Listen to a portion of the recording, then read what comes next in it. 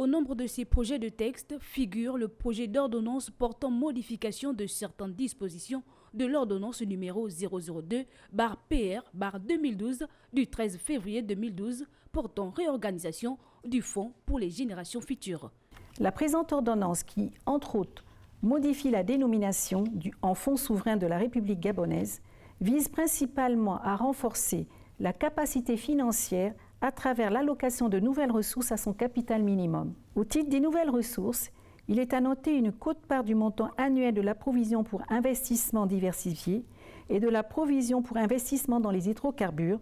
des dividendes issus des participations détenues par l'État, de la rémunération de l'épargne séquestre dans le cadre des provisions de remise en état des sites pétroliers et miniers et des recettes budgétaires additionnelles. Outre ce projet, l'autre récemment adopté est celui relatif à l'approbation des statuts du Fonds gabonais d'investissement stratégique. Pris en application de l'article 3 de la loi 1182 du 24 janvier 1983, portant régime juridique des établissements publics, des sociétés d'État, des sociétés d'économie mixte et des sociétés à participation financière, le présent projet de décret a pour objectif de doter le Fonds gabonais d'investissement stratégique des statuts permettant de régir son organisation